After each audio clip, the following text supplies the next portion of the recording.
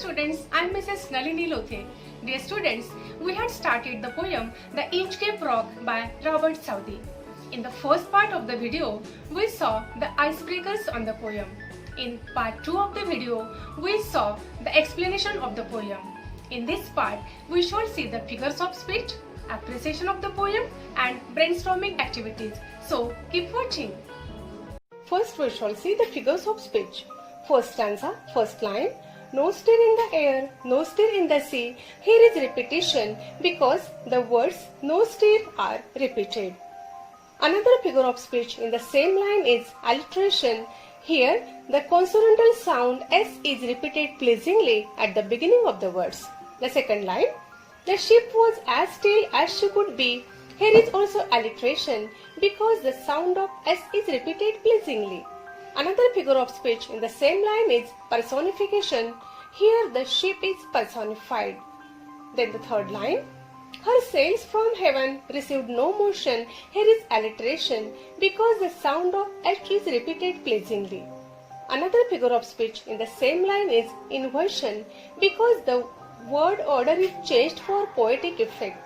The correct word order is her sails received no motion from heaven. Then stanza number 2, first line. Without either sign or sound of their shock, here is alliteration. The sound of S is repeated pleasingly. Then the line. So little they rose, so little they fell. Here is repetition. The words so little are repeated.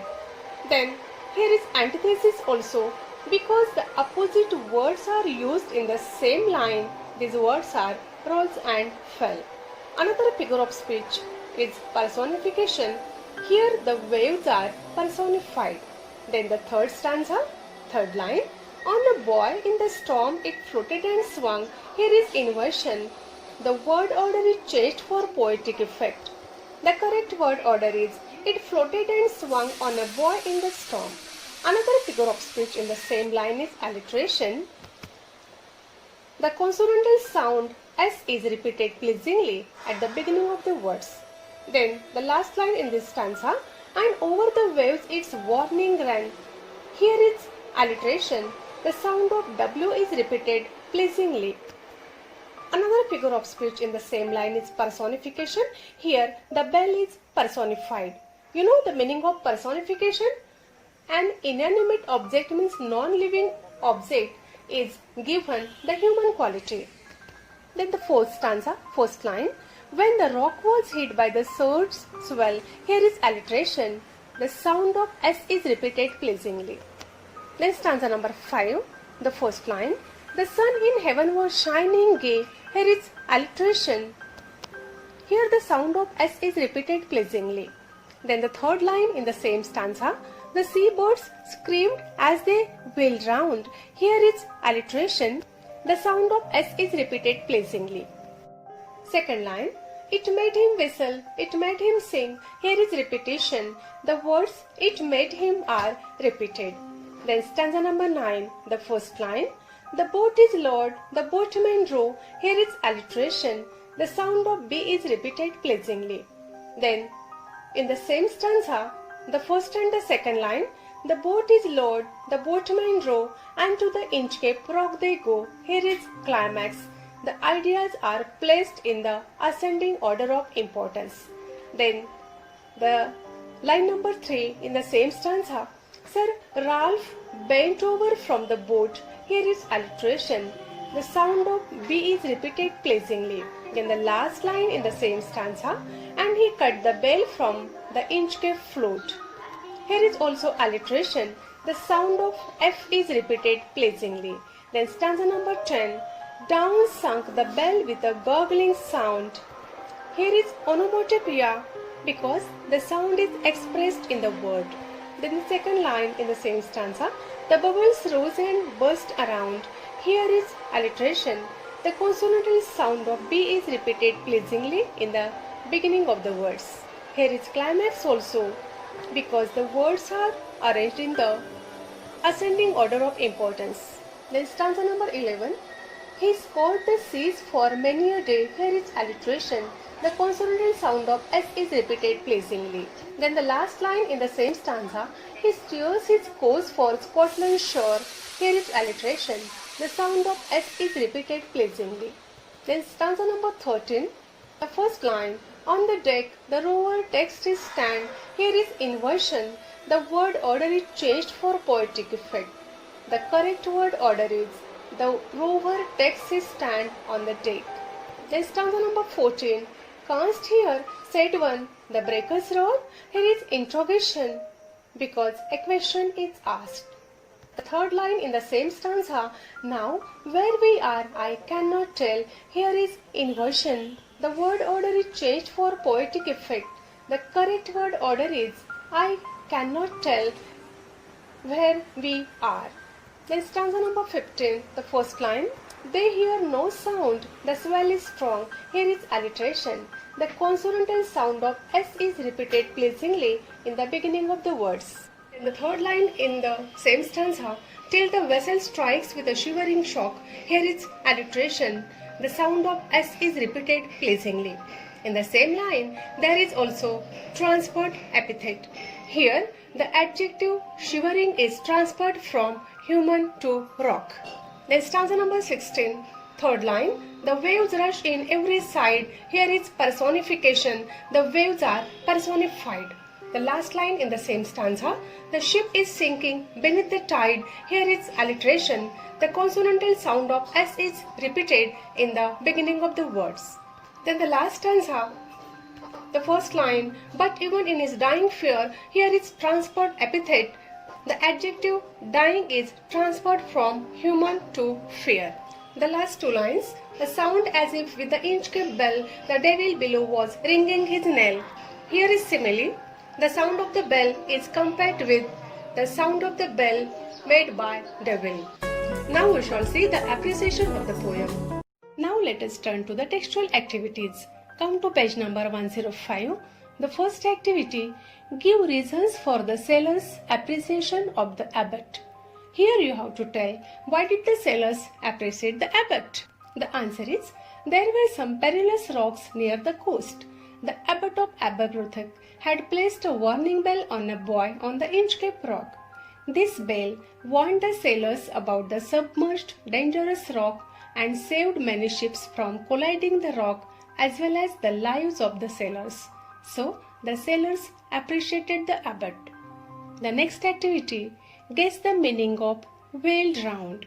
Wheeled round means a flock of birds flying round in circle which looks like wheels. The next activity, describe the state of mind of Sir Ralph. The answer is, the atmosphere was calm. Everything was happy and cheerful. Sir Ralph also had the effect of the spring season on his mind. He was very much cheerful. He whistled and sang out of joy. The next activity, when the rover spotted the bell, he cut the bell from the buoy. This was an act of. 4 options are given, hatred, anger, jealousy and frustration. Here the option is jealousy. The next activity, gobbling sound, find the figure of speech. Here the figure of speech is onomatopoeia because the sound is expressed in the word. Come to page number 106. Oh Christ, it is the Inchcape rock. What made Ralph the rover to exclaim this line? Answer is, while returning to the shore, the rover's ship struck the terrible rock.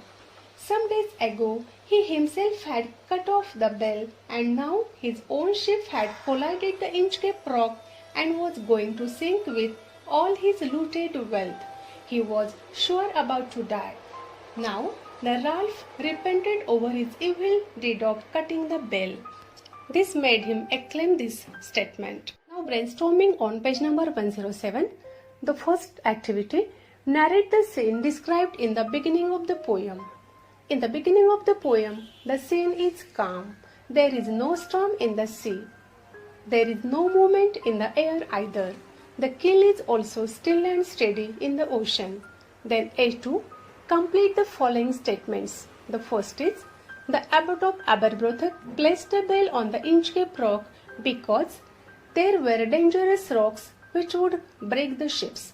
The second is the mariners were grateful to the abbot of Aberbrothock because he had placed the bell on the Inchcape Rock to warn the sailors about the hidden dangerous rock. The third is the result of the thick haze that covered the sky was that the sailors could not judge in which direction they were sailing and their ship collided the Inchcape Rock. The next activity, the rover in frustration pulled his hair and cursed himself because he himself had cut the bell which would have saved them from the perilous rock and now he was in danger. Then A2 second, given below are the events that give the theme of the poem in a jumbled form, arranged in a proper sequence as per their occurrence. Here the correct sequence is B, A, D, C, E. Then the third activity from A2, describe the qualities of the abbot of Aberbrothock in your own words. This question can be asked in web chat also. The two qualities are given, benevolent, big-hearted. The other qualities are concern for the ships in the sea, spiritual, good-natured and humanitarian. Then the fourth is, jealousy is the most incurable defect. Justify. The answer is, when someone is in a better position of name, fame, success, achievement or money, people are jealous about that person. In the poem, The Inchcape Rock, Sir Ralph the Rover is jealous about the abbot of Aberbrothock because the mariners bless the abbot for placing the bell on the Inchcape Rock which causes shipwrecks, and he tries to defame the abbot by cutting the bell, means the defect of jealousy is incurable. Then the fifth activity, but the rover's mirth was wickedness. Explain this line in your own words, help of the poem. The answer is, the climate was gay, even the sun was bright, the birds were very much joyful. The season of spring made everyone feel happy and light-hearted. This happy atmosphere made the rover whistle and sing. But the rover took joy in some evil thought in this happy atmosphere. He became jealous of the abbot as he was blessed by the sailors. The evil thought of destroying the bell was in the mind of the rover, and he was very much happy with this evil thought. Then A3. Some words in the poem are related to different parts of a ship or a mariner's life. Given below are the meanings of those terms. Identify the word. The first is helps in steering the ship. The answer is wheel. The lowest part of the ship. The answer is keel. Floating object that shows direction, buoy. Another name for a ship, vessel. Sinking sound, gurgling. Then A4, Ballard, you have to read this portion. Then second, here you have to fill the table with figures of speech. We have already seen the figures of speech. Then F5, appreciation of the poem. We have already taken this. Then second, compose 4 to 6 lines on C. You have to compose the lines according to your views. Then A6, expand the ideas. We shall take this portion in writing skill. Then A6, second, the poem begins with, without either sign or sound of their shock, the waves float over the Inchcape Rock. It ends with, till the vessel strikes with a shivering shock. On the basis of these lines, explain the change in mood of the poem. The answer is, in the beginning of the poem, there is no movement in the air and the sea. The ship was also motionless. The waves flowed over the Inchcape Rock smoothly. It means that there is no risk to any sailor. Everyone was happy. In the last stanza, the mood changes to worry and anxiety as the ship collides the Inchcape Rock and crashes. The calm and happy atmosphere in the beginning of the poem is now full of despair and fear. I hope you have understood the poem. In the next video, we shall meet with another topic.